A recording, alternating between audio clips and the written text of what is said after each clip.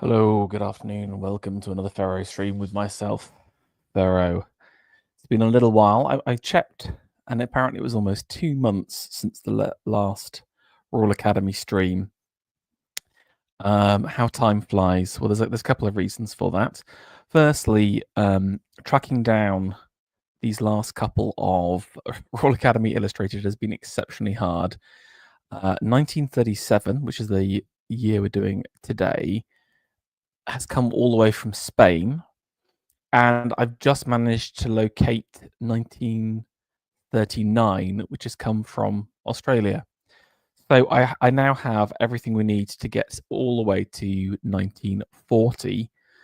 And again, the reason why I'm kind of overshooting the start of the war a little bit is because I feel like, again, because the Royal Academy is a little bit older anyway, most people weren't enlisted, with one very large exception. And secondly, I think kind of art takes a little while to kind of appear out of nowhere. So there's always a little bit of a kind of a lingering ghost. So I wanted to kind of capture that little moment. The other big announcement I've got is that myself, Alexander Adams, who is a long-term show guest, if you've checked out some of our earlier streams, and a guy called Ryan and a guy called Sam Wilde, we're putting on a show in London later in the year, very close to King's Cross, and would love for you guys to come on down. I've put a link to the website in the show notes. I've got some interesting stuff coming. I can give you a bit of a teaser, but I've got a large tapestry that's being made, a couple of bronze sculptural pieces, a bit of ceramic work, and some graphic print. So a wide variety. And I know that Sam has been working really hard on this extra large size print. Adams is keeping his cards very close to his chest. He just has come off the back of a solo show in Poland that was very well received and had some really nice stuff there. So I'm hoping he's going to bring some of that magic to our show later in the year. So take a look at the show notes at the bottom. There's a MailChimp subscription thing. We only announced the address of it like the day beforehand, but I can tell you it's a 5-minute walk from King's Cross Station. So clear your diaries for that day or one of those days, and make sure you come on down. But let's go back to the matter at hand. Royal Academy 1937. Now we've got again really the kind of the tail end, I think, of this period. Still some stuff interesting stuff that's happening. I think again sculpturally has been phenomenal. But let's have a look through and see if we can find any beautiful works. And we're immediately kicking off with Gerald Brockhurst, Ophelia. Again, I feel like Brockhurst, he has a thing which he does, and he does it really, really well, which is these kind of moody, dark portraits.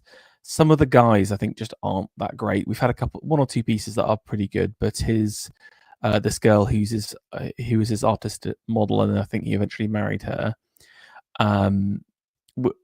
always look phenomenal, and this is, I think, one of his best versions of her.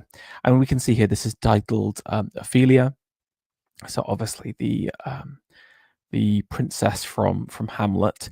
And again, Ophelia is this kind of classically tragic figure, a kind of an intellectual, a seducer, just so full of love, who couldn't take rejection at the same time.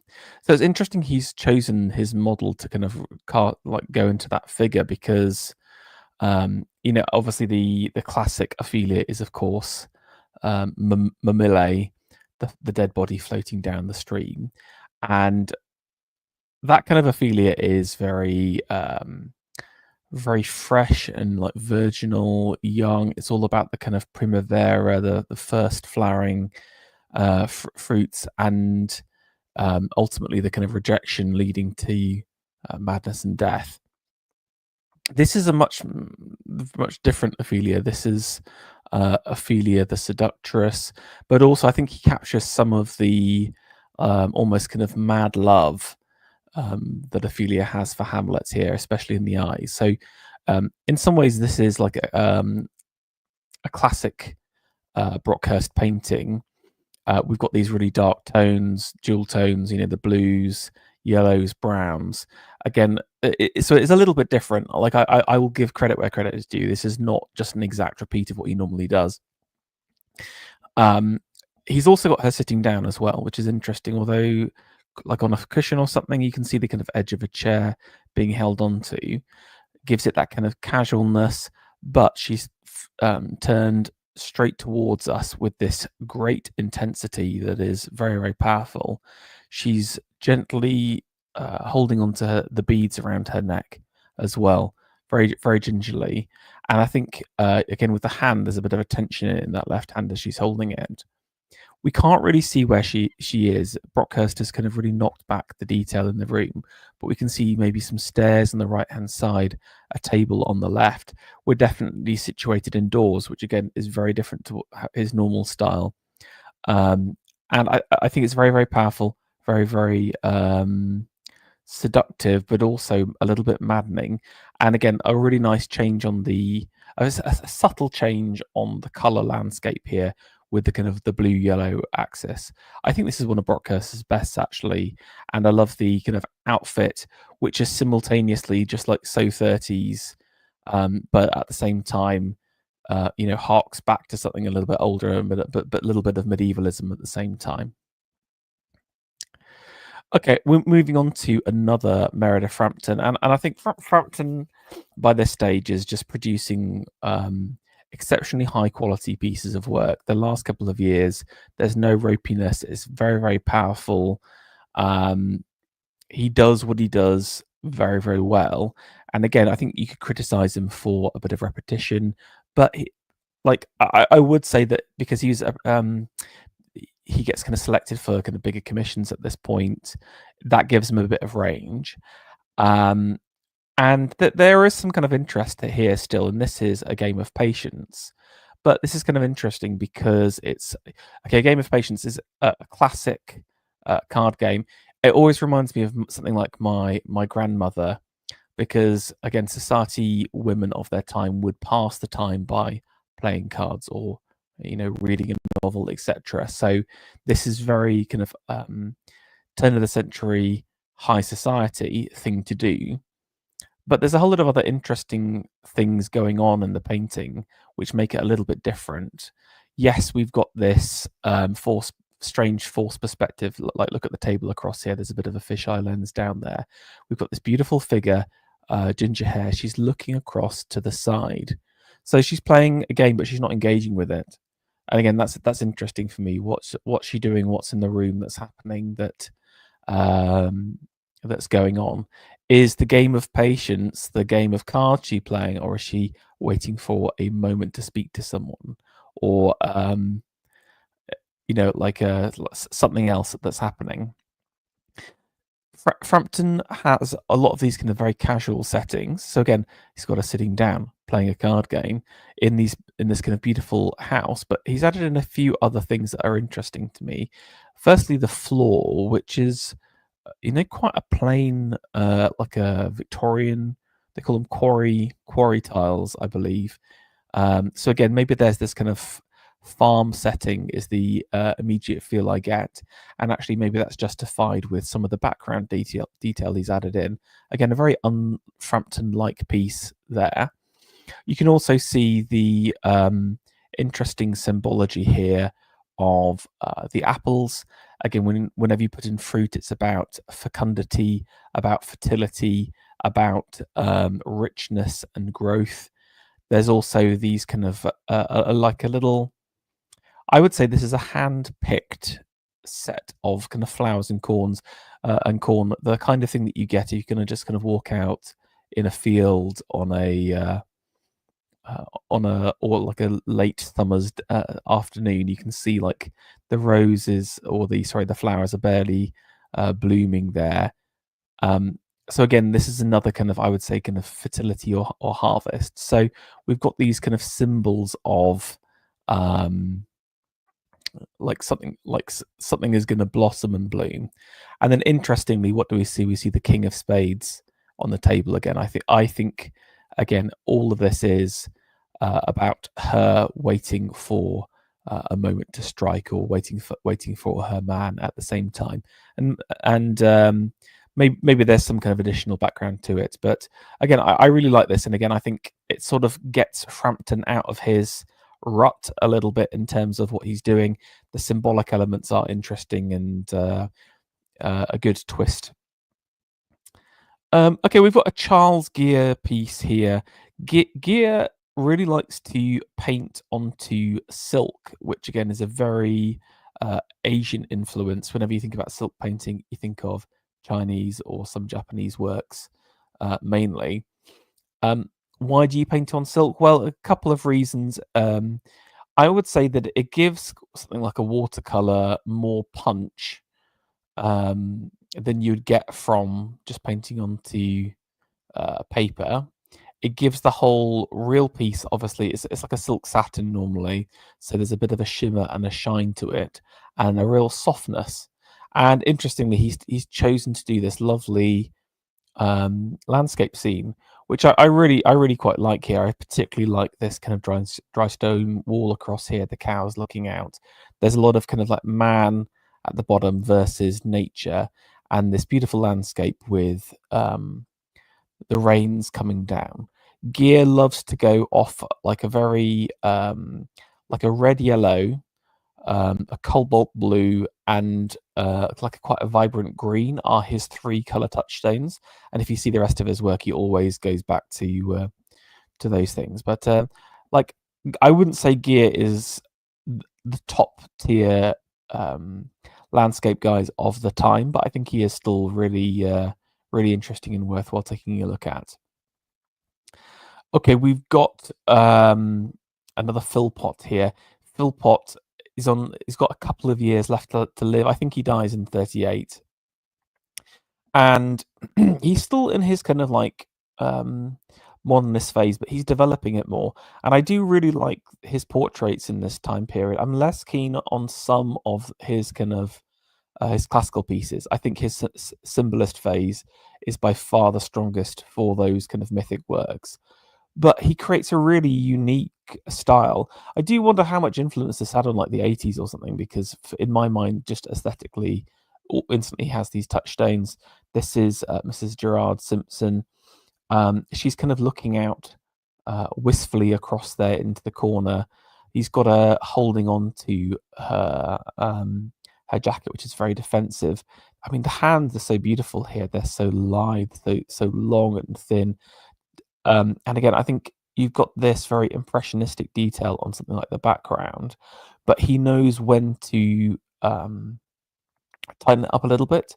So, for example, around the hands looks very tight, very real instantly. Although something like the hair has been, like really loosely painted, I would say. It gives I think, a really wonderful effect. Color palette wise, I'm less keen personally. These kind of like he often has these kind of soft pastels. I think it's just down to the way he's painting, means you always end up with a quite high value, but really interesting, and some of Philpott's best work. Okay, we've got another Morley here, Harry Morley. Morley is very much he's one of the last kind of symbolist painters, one of the last kind of classical genre painters. We've got this piece by the lake, but because there's sort of a couple of different elements to Morley. Morley does a lot of those kind of classical pieces. He does a lot of genre pieces, specifically focused on like gypsy life or traveller life. They literally call them gypsies in the paintings. That's why I say it. Sorry, just 1 second.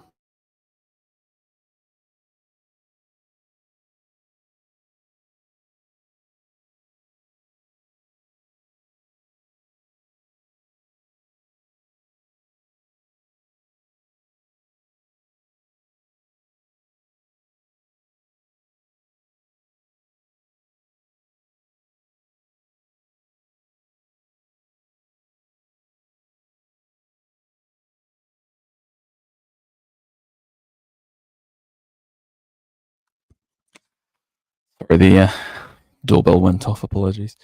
Basically, what we've got here is a piece that it could be one of his genre style, but also I think is doing a bit of a hat tip to something like the Three Graces or even Judgment of Paris here. It's a really just not, it's a nice setup for these three nudes.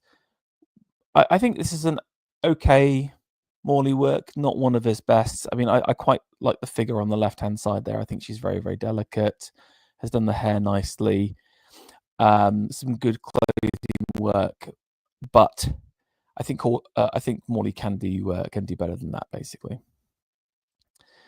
Okay, we've got Riverside. This is kind of more like his this genre style. I sort of like this actually because this was kind of like people punting, and you can see you've got this kind of moment of people gathering around. I wonder whether it's in like a different country or something like that. It doesn't quite. Well, I guess there are swans actually, so maybe that's not true. It's hard to tell, but I quite like this one. This was um, a more interesting genre setting about kind of like social life at that time. There's this kind of moments of kind of watchers and doers, people looking on. Again, the little child's probably telling her mother to, why don't we why don't we go for a punt later? That this is more like the Morley I like to see. Oh yeah, I forgot he'd actually done this portrait as well, which I thought was quite wonderful. This was Harold Swan and Karen, which I presume is the bird of prey here. I thought this is very, very good from Morley. Morley not really known for as a portrait artist. I know that he did a couple, and especially towards the end of his life, got more of those kind of commissions. But this is very fierce. It's still got his kind of the softness from his tempura or tempura oil style. So he'd use a combination of egg tempera and oils to give it more of this kind of softer feel. But you know, a very powerful figure. I like this kind of like oak branch coming through in the background. You definitely get a real idea of Harold Swan and who he is and the figure. Really nice. Okay, on to another Sidney Lee. Again, I would say the great master of rock here. And you know, if you want rock, we've got a lot of rock here.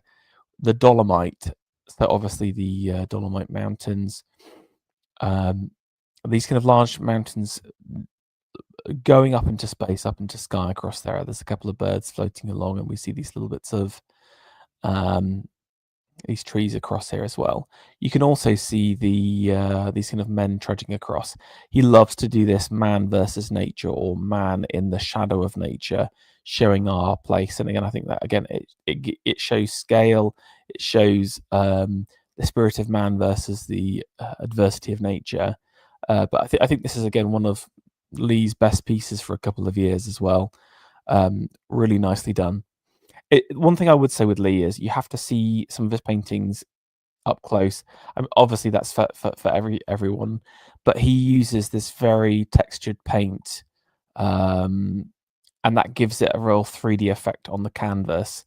His colors are also exceptionally bright, I would say. So a lot of this will be pretty vivid and yeah, quite punchy. Okay, we've got Olsen coming back with The Storm Cloud. I mean, Olsen, Julius Olsen has been consistently just like churning out works, hasn't he, really? I feel like for the last 5 years, he was out of it a little bit. Maybe I just didn't choose as much, but I thought this was quite nice. These beautiful waves coming through the sun and the sky. I think what's good about his work is the fact that well, what's nice about landscape, especially these kind of seascapes, is that yes, the sea is the sea is the sea, but you're able to kind of capture these different moments, these different periods and timings, and here this is all about something that's going to happen. You've got these waves almost acting as heralds of the storm that's about to happen. It's about energy across there and potential energy in the piece as well. So very nice from Olsen here. Okay, we've got I think this is the Reed Dick Okay, no, I've put that in the wrong place. I'll come back to those. You can ignore that for now. Um, or did I? Hold on a second. Sorry, guys. I think I have a feeling I deleted the original picture. No. Okay, no, it is later. It is later. Ignore me. Okay, we've got Frank Short with another mezzotint here. I think it's fine. Not his best by any means. Short, very famous for doing these kind of dark and brooding, very powerful mezzotints. This I feel like is just too soft. The kind of the smoke. I mean, we can't tell what's going on. There isn't as much atmosphere as with this. So it's fine. I think it's okay, but not his best work. Okay, we've got Harold Knight, one of the Knight power couple, and this is another nice portrait from him, Dr. Harold Dearden, some kind of scholar, I guess, or kind of intellectual. We've got quite like Harold hasn't had that many portraits, but again, I think what's happened is I think Orpen died a while ago. Like some of the bigger names in the portrait world die off, and so it's sort of down to whoever's left to kind of hoover up some of the commissions, and this is one of them. I mean, I really like the way that Harold renders his stuff, and I think his subjects are interesting. Is this a great portrait? I would say no. I would say this is a good portrait. It's kind of just novel that it's Harold doing it, if anything. But we can see the pipe, the book on the side, the something being revealed here in the background. Could be like a grand piano or something. Maybe he was a master of music. But I thought the pose was very good. Nice lighting. Just a really well done portrait by Harold there. Okay, we've got one from Algernon Newton. I would describe him as like the Meredith Frampton of the landscape world. He has these kind of like hyper-real landscapes, basically.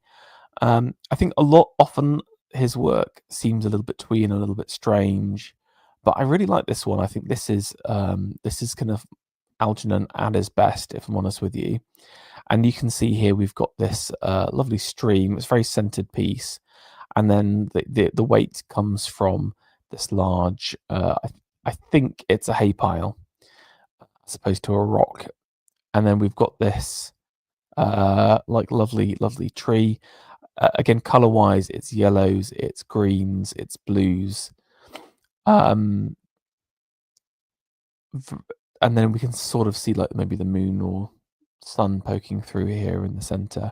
Definitely one of my favorite Algernon works, actually, because I think some of his stuff can be a bit hit or miss. There we go. You can see the original here. Right, this is George Clausen, and Clausen really hasn't done much work at all. I think he basically gets infirm for like the last 10 years, then out of nowhere drops this absolute banger. Now, I've got to say that this is interesting because I think he did a repaint on it or something, because I have found the color version of it, but you can see that it has a slightly different skyline. But if you look at these two big clouds at the top here and the trees down there, it is similar. So either he's done a couple of plein air pieces, or it's a copy, which is also true. It could also be true, but we get an idea of the color scheme here, and I really like it. Clausen has this impressionistic soft. He's like the last impressionist in the UK at this time in terms of painting, but he really captures kind of mystic Albion at the same time. Really wonderful work. I really love the colors in this. Even if this is a like a fake copy, I don't even mind, because it is just a really beautifully rendered, really gorgeous colors in here. So great to see Clausen back. I think he doesn't do much beyond there. Okay, we've got the Winged Boy here, W.G. de Glen. De Glenn, again, for me, a bit hit or miss, does these kind of like pseudo classical pieces. This is obviously an allusion to Aphrodite or Venus, you could also say, because of the boy in the background. So we've got the kind of Cupid-esque figure at the top there. He's kind of a sculpture, but then also part of the piece. And then this beautiful nude lying down.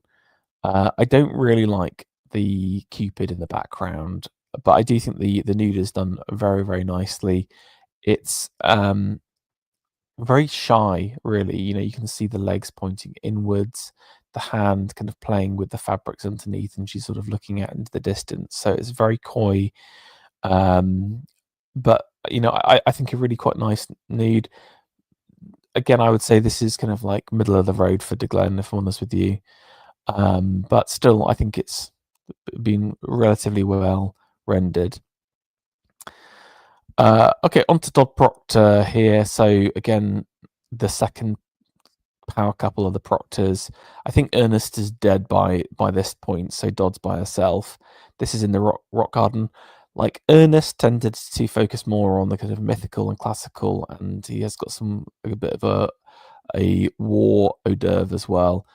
Dodd focuses on the kind of female. She's very much similar to how Lauren Knight works with Harold a little bit, if I'm honest with you.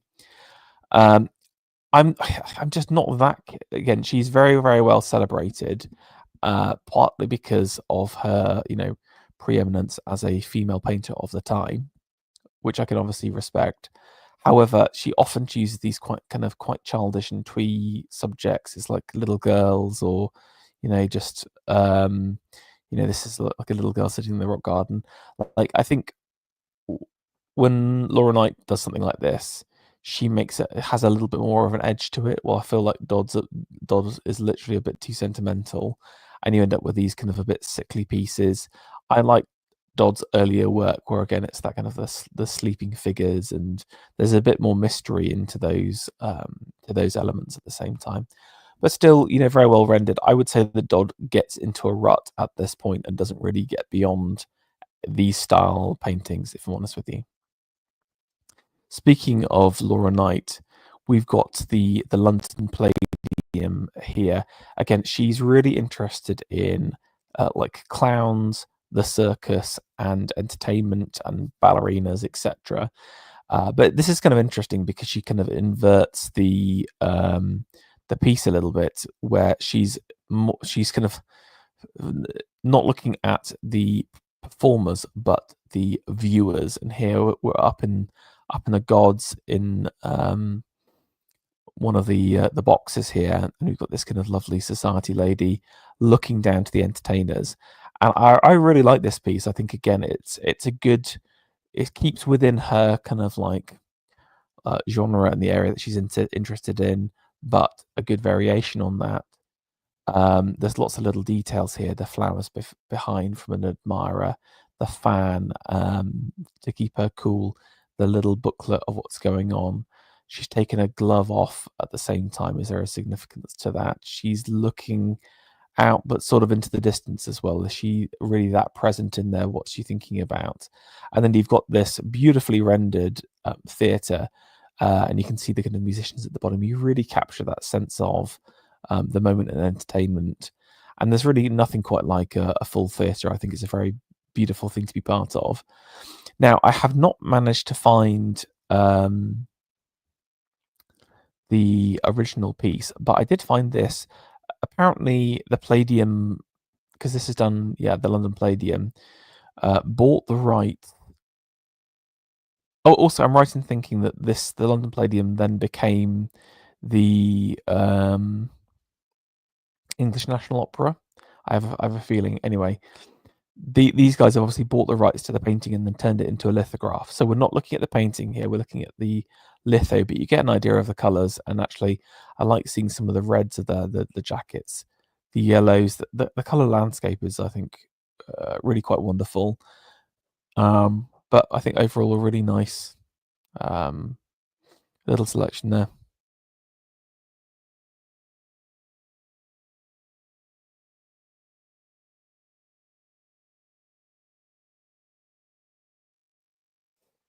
Okay, let's have a look at what's next. Oh, this is an interesting Lavery piece. Ireland's great um, like portrait painter, but this is his kind of genre, like a genre piece. This is chamber music at Wimborne House, and you can see that they've obviously brought in a little chamber orchestra, and then you got all of these kind of society types kind of milling around. And I like this kind of the older Edwardians sitting down at the background and paying attention, while you've got the bright young things sort of lolling about, not really paying attention whatsoever. I mean, Lavery does have a bit of a pedigree for doing this, in the sense that I think one of his big breakthrough commissions was like a Parliament piece, if I recall, for the Irish Parliament, or sub Parliament, or whatever it is.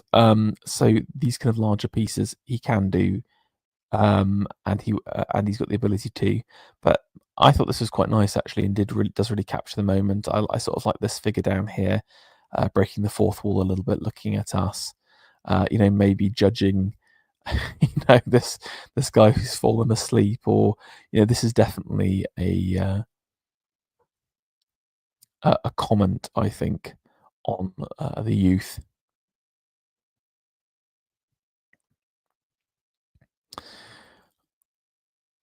Okay, we've got George Belcher here with Brother Petch, and obviously this is some kind of Mason, and you can see he's got this kind of like Masonic garb on at the same time. I mean, I quite like this just as a kind of one-off hit. I don't think we've had Belcher in here yet, but this is just the amusing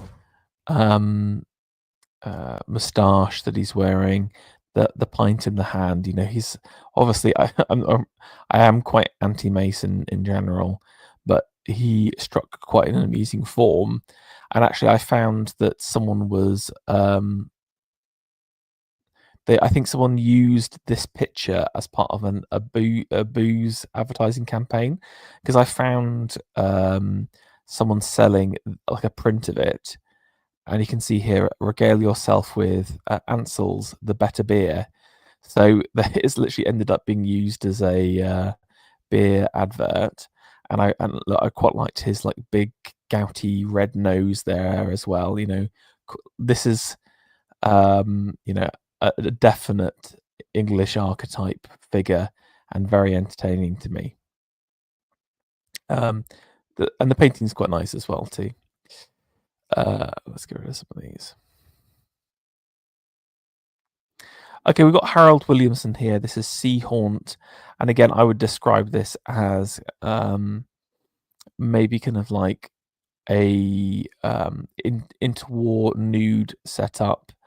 Obviously, it's not like your straight up nude. We're sort of capturing a scene here. This is like Sea Haunt. It's a couple of girls that maybe they've gone boating, maybe they've swam across to a little bit of an island, or they're in a dedicated cove, and this girl's drying herself down. So that there's a bit of a setup for the nude itself. I thought it was really quite lovely. Some really nice detailing in the background. The other figure is like a little bit more janky, if I'm honest with you. With I think it's the pose, but I really like her face though, because again she's kind of looking into the face of her friend, and again just it's about admiration and wonder at her friend. Maybe she's a bit of a free spirit. There's also kind of lots of little detailings like the flip flops and then the boat in the background. Really nice piece there from Williamson. Okay, we've got a Fleetwood Walker piece. Fleetwood Walker's has had like back-to-back nudes, which I think are very good. I do really like them, but tends to be a little bit samey. This is Walker trying to get outside of the that framing, or that it's kind of similar. And I haven't managed to find identical one, but I've managed to find this is also called The Farmer's Daughter. So I wonder whether there's a series here. It's just done in a very much similar style. He does this kind of quite loose painting, very vivid colours at the same time. Very large canvases as well. This is 50 inches by 40, pretty huge, really. Pretty good. I think his nudes are better, so not too bad. Okay, James Gunn, my studio and myself. I mean, I'm a real big fan of James Gunn as a portraitist. Again, I would sit with, and I'd position him between like Frampton and Brockhurst in this kind of the new realist school. And this is a really wonderful self-portrait here. I think so many. Obviously it's a trope to show the artist mid-painting, etc. And we've got Gunn here sort of leaning backwards very nobly here. So this is a great pose. Again, I think it's very difficult. Often artists, posing is a skill in its own right. I think everyone thinks, oh, anyone could be a model, etc. No, you can't. Genuinely, yes, you need to have the face, and again, that's not necessarily the face of beauty, but certainly one of a striking nature and full of character. But you need the ability to position your body in a powerful and well-fitting way for your frame. And so, because of that, not everyone can model, even if they're good looking. James is obviously not the best looking guy, but he still has a lot of nobility to him. Again, very much reminds me of like the late Roman senators, that kind of gnarled strength and nobility that I really respect. But his pose is so great. When you're kind of leaning down, this like it's almost kind of slumping down, and it's a naturally difficult pose to pull off because it's not giving you strength in your body and your limbs. But with his left knee, you've got that strong right angle. He's got this strange arm sort of hanging off the end, but almost holding onto his side. Looks brilliant. I absolutely love the pose that James is doing here. And there's so much great detail in the background, another painting, some of the stuff around his studio and the studio setup. This is almost like an advertisement, I think, for James Gunn to say, if you want a portrait, come to me, because I can deliver for you guys. Really brilliant piece, though. Okay, we're going on to Wheeler now. Wheeler, who will go on to be president of the Royal Academy, and his piece here is head of the aerial of the bank. Him and Baker have been working on the Bank of England building for a little while now, and his kind of cherry on the cake, so to speak, is his aerial of the bank. This kind of wish-bish figure. We saw a maquette last year, if I recall. He sculpted out the head here, and I managed to find. So yeah, this is the full piece, which I really like. I'm a huge Wheeler fan. I think he's really brilliant. And actually, I will mention I was down in Bristol on the last weekend, and at the town hall they had a Wheeler stone sculpture of like an Elizabethan merchant, and again, just brilliant. For me, Wheeler's strength is in his ability to show form, although that's not necessarily like dynamic form at the same time. He is definitely looking towards kind of Attic Greek pieces for strength. I mean, just look at that nose and the face really reminds me of something like an Attic beauty, although without the smile. Look at the hair, which has been bunched up together into these kind of large clumps. And then I've got a picture of Wheeler with his Royal Academy submission here, which I thought was great. He's such a character as well, such a great artist, totally underrated in modern society. And I think I'm a huge fan of this piece. Please, if you ever visit London, head down to the bank and try and find where the aerial is. Okay, we've got another Wheeler piece here, less good. This is Nymph of the Rippling Waters.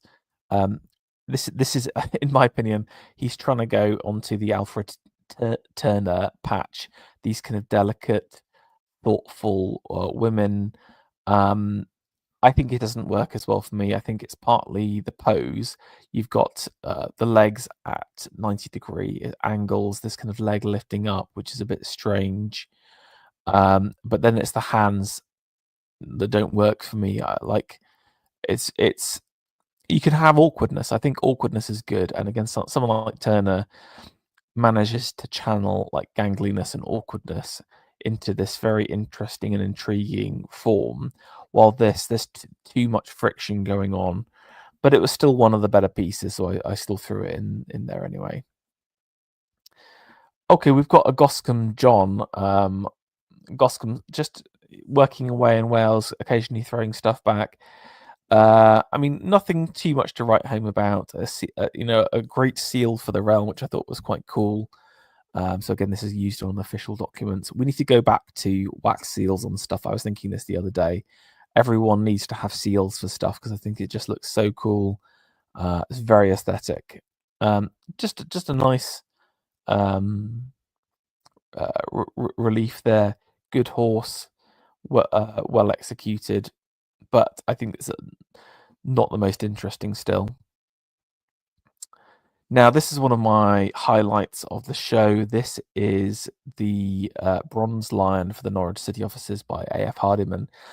And again, Hardiman, I think, with Wheeler is in this kind of late stage medieval modernism. This for me is just such a gorgeous piece for a couple of reasons. It's obviously looking back to things like medieval heraldry, where depictions of the lion they have these kind of very long and thin, awkward lions. It's an attempt to move away from some of the early medieval modernists. So again, if you see the lions of Alfred Stevens, Reed Dick, etc., they are very much about like bulk and mass and power, even though they are quite abstracted and kind of modernized in their kind of hair, etc. Hardiman has taken it to the nth degree with the hair, which again, this is very kind of like almost Assyrian, I would say. The head itself again is for me it is fundamentally medieval though, because of some of the kind of layouts and structures. So it's this really interesting kind of mix where he's pulling from definitely Assyrian pieces, definitely medieval pieces, but also some kind of modern abstractions. I just love it so much. I was down in Norwich like a month ago. This is a photo I took from outside. And so when you look at the county hall, down the middle, they literally flank the staircase. So as you go in, you have to pass by the lions. I think it's totally brilliant. They're just so well suited to the space as well. Again, this is such a great time for the relationship between architecture and the sculptor, working together to produce really great works.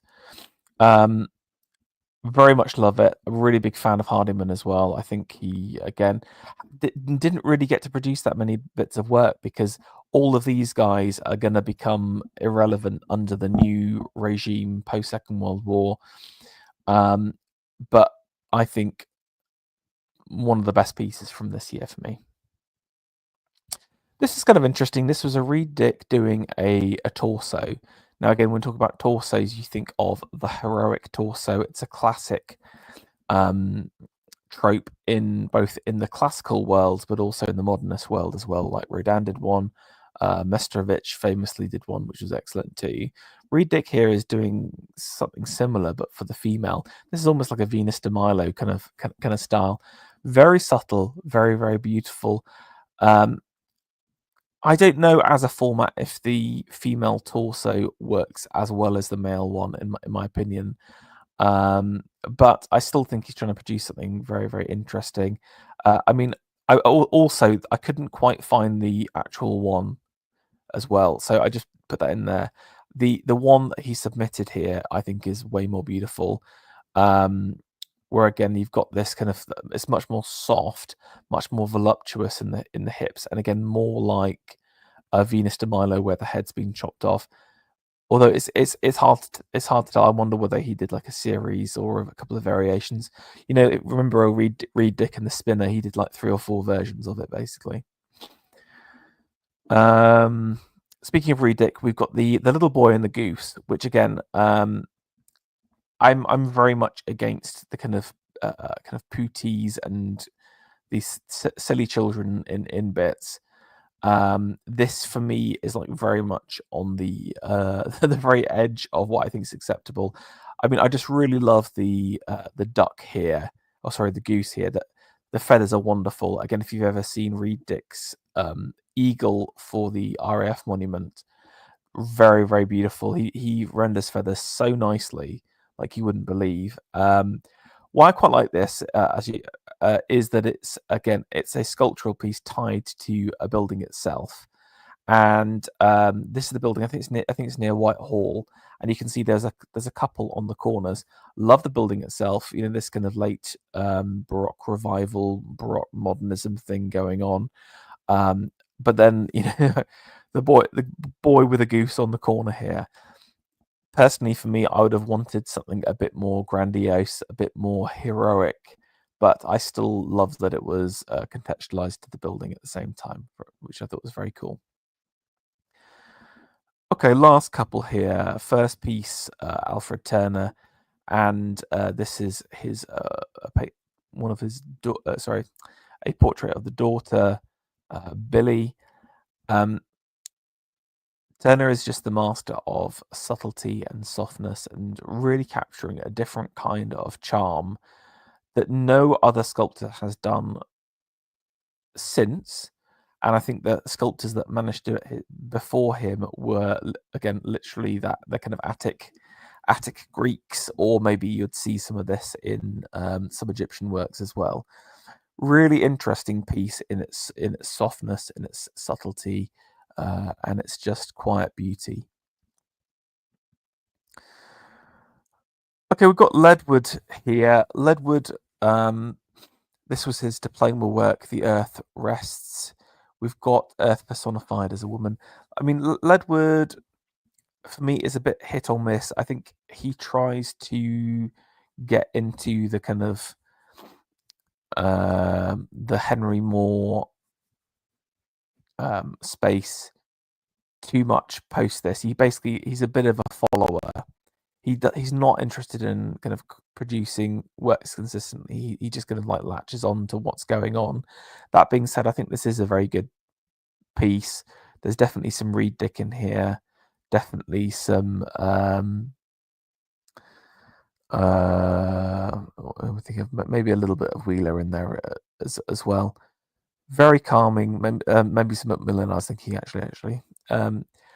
Very calming piece, very, very beautiful, and I like the kind of chain around the neck. A little bit of awkwardness with the legs, but I think it still kind of works out and gives you that kind of line symmetry at the same time. Okay, and then we've got the final piece, which is an Ernest Gillick Ex Tenebris Lux. This for me, I put it in here. This is another kind of up and coming sculptor, but clearly someone who wants to kind of carry on the legacy of Reed Dick. This is very much like a Reed Dick piece. This is, I think it's in a library somewhere. I think it is around, and you can see it maybe in America.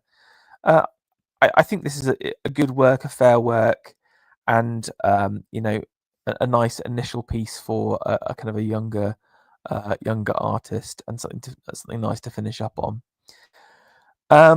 Okay, I think we'll draw a line on it today. I mean, just in terms of what we've seen so far, what were some of the best ones? I did like the Ophelia, the Philpott Ophelia, the George Clausen was really strong as well, and of course the Wheeler and the Hardiman were the best. But we're starting to see a thinning out of the crowd. Every single year there's less and less quality, and I think a lot of the artists that are producing stuff, the quality is descending down as well. But we're going to come up to an important year next year, 1938, which is I think the beginning of a diversion in pathways between what could have been and what did happen with the Royal Academy. But I won't spoil that till you find out next time. I will try and stream more regularly now that I've got the rest of the parts to 1940. But in the meantime, make sure you check out the link. It's kudo.gallery for my exhibition coming up in October. We're gonna have some great stuff there. Please check it out. The exhibition's free. All the detail, and like I said, we'll announce the detail of the location, but it's 5 minutes away from King's Cross Station. Let's leave it at that. Thank you so much, everyone who's listening. I really appreciate it. It's great to see people have got through every single year. Just a couple more to go, and I'll catch you later.